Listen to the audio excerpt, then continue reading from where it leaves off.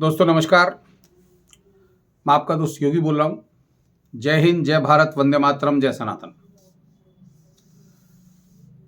और आप मेरा चैनल देख रहे हैं द योगी वाणी। यदि आप पहली बार ही आए हैं तो चैनल को सब्सक्राइब करें, शेयर करें और लाइक करें। आज से देश के 3 राज्यों में, विशेषकर मध्य प्रदेश, राजस्थान और महाराष्ट्र में ट्रक बसों की अघोषित हड़ताल शुरू हो गई है। और ये हड़ताल हो रही है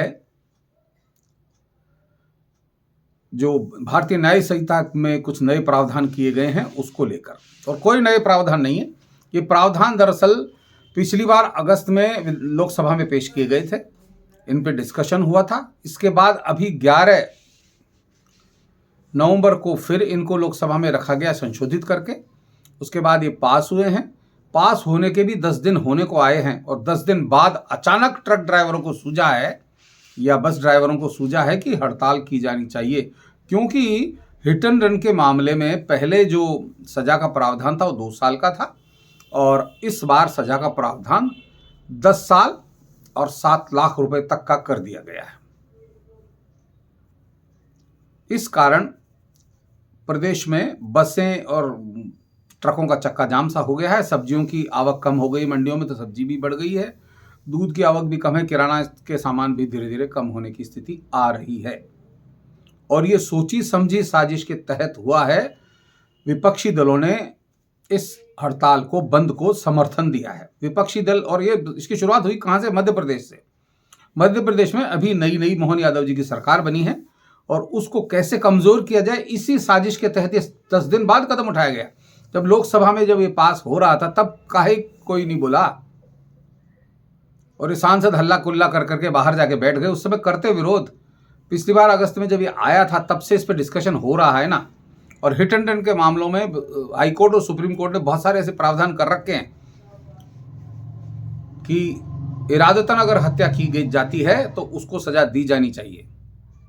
और आज ये ड्राइवर मालिक, बसों के मालिक और ट्रक मालिक में कुछ इंटरव्यूज देख रहा था, कह रहे थे साहब ड्राइवर अगर वहां खड़ा रह गया तो जनता उसे मार डालेगी। कितने मामले भी हिंदुस्तान में ऐसे हुए हैं जिनमें ड्राइवरों को मॉब लिंचिंग करके मारा गया हो।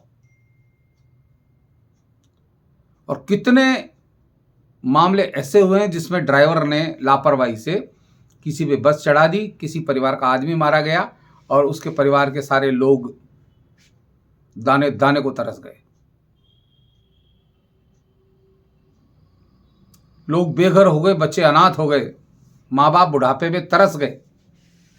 उसके लिए अगर कानून में कुछ सख्त प्रावधान किया जाता है तो क्या है? ड्राइवर कहते साहब हम कहाँ से पैसे लाएंगे? हमारी भाई, ड्राइवर जिन मालिकों की गाड़ियां चला रहा है, गाड़ियों का इंश्योरेंस होता है, उन पे क्यों नहीं इस तरह का फर्द आयत होता कि अगर वो लापरवाही करे तो उसका जुर्माना भुगते। और आज का जमाना मोबाइल का जमाना। ये पिछले जमाने में जब ये भारतीय दंड संहिता बनाई गई थी अंग्रेजों के दौरान, ये 304A एक्चुअली ये कानून था जिसमें इस तरह का प्रावधान था। हिट एंड रन वाले मामले में 2 साल की सजा का प्रावधान। तो दरअसल ये कानून जब बना था तो अंग्रेजों का शासन था। अंग्रेजों के शासन में जो ये कानून था वो शासन को बचाने के लिए था और ड्राइवर और इस तरह के लोग ज्यादातर शासन के ही हुआ करते थे। अब जब 2023 आ गया, जब इसमें चेंज किया गया तो जनता को आगे रखा गया। जनता के जो नुकसान होते हैं उनको आगे रखा गया। अब इस स्थिति में ट्रक ड्राइवर अनावश्यक इन विपक्षी दलों के बहकावे में आकर जो हड़ताल कर रहे हैं वो इनको बहुत महंगी पड़ने वाली है। ये मान के चलिए विपक्षी दल मोदी जी के बिछाए जाल में फंस गए हैं और ये फंसे बाद जो हालत उनकी होगी उसका कोई धनी धोरी नहीं है। किसी ट्रक ड्राइवर, बस ड्राइवर का कुछ नहीं जाएगा। जो दशा इनकी होने वाली है वो देखने योग्य होगी। भारतीय न्याय संहिता में 104 के तहत ये प्रावधान किया गया। हिट एंड रन मामले में अगर कोई ड्राइवर इरादतन हत्या का आरोपी पाया जाता है तो उसे 10 साल की सजा या 7 लाख रुपए का जुर्माना देना होगा। लेकिन इस तरह के हिट एंड रन के मामलों में इस तरह के दोषी कितने लोग पाए जाते हैं? और उसमें यह भी प्रावधान किया गया कि यदि ड्राइवर ऐसे मामले में निकटतम थाने में या किसी एम्बुलेंस में ले जाकर उनकी मदद करता है, उनको अस्पताल पहुंचाता है, तो उसकी सज़ा का प्रावधान कम कर दिया जाएगा। इसमें इस तरह का कोई प्रावधान नहीं किया गया है कि ये सज़ा, उनको पूरी सज़ा ही मिले। तो इस सज़ा का डर दिखाकर जो विपक्षी दल यहाँ जो खेल खेल रहे हैं, उसकी साजिश को समझिए मित्रों। राजस्थान में भी नई नई सरकार बनी है भजनलाल शर्मा जी के नेतृत्व में, और इस तरह की हरकतें करके सरकार को अस्थिर करने का जो षड्यंत्र है, जो विपक्षी दलों द्वारा रचित किया गया है, इससे बचने की जरूरत है और सरकार को सख्ती से इनसे निपटना चाहिए। ऐसे कोई भी लोग धमका के कि साहब हमारा कानून, अब कल को कोई चोर कहेगा कि साहब चोरी की सजा है ना, जो पहले 2 साल थी अब वो 10 साल कर दी, तो इससे तो बड़ा मुश्किल हो जाएगा। आप गलती भी करो और सजा कम की जाए। मतलब मान के चलिए देश में जो पुराने कानून थे उसके तहत किसी आदमी को जान से मारना सबसे आसान काम है, गाड़ी से कुचल के मार दिया गया, ड्राइवर को 2 साल की सजा होगी मैक्सिमम, अगर वो उस पर ये साबित हो गया कि इरादतन हत्या की गई है।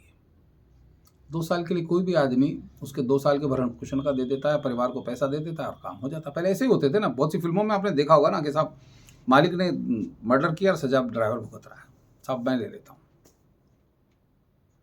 इस तरह के बहुत सारे केस हुए हैं, होते रहते हैं। और सड़क पर इस तरह की दुर्घटनाओं की रिपोर्ट सबसे ज़्यादा होती है और कोर्टों में इनके बहुत भरे हुए केस पड़े हुए हैं, बहुत सारी पेंडेंसियाँ पड़ी हुई हैं। कोर्ट कई बार इस तरह की बात कर चुका कि ये सज़ा का प्रावधान बढ़ा दिया जाए ताकि लोग गलती करने से बचें, और यहाँ गलती करने से बचने की बजाय कि सज़ा का प्रावधान लोगों को बड़ा भारी पड़ रहा है। क्या डेमोक्रेसी में जी रहे हैं हम? जनता की हितों की चिंता नहीं है और कुछ ट्रक ड्राइवर और बस ड्राइवरों से देश चलेगा।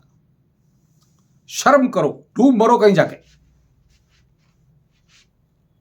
ऐसे लोगों के बीच में हम रह रहे हैं और इस तरह की नेतागिरी चल रही है और चैनलों पर कुत्तों की तरह भौंके जा रहे हैं लोग। जनता परेशान होगी, लेकिन जनता जो जिसके घर में कोई बहुत मर जाएगा एक्सीडेंट से, उसके घर में क्या परेशानी होगी? किसी को सांप का भी है क्या? कभी सोचा भी इस बारे में?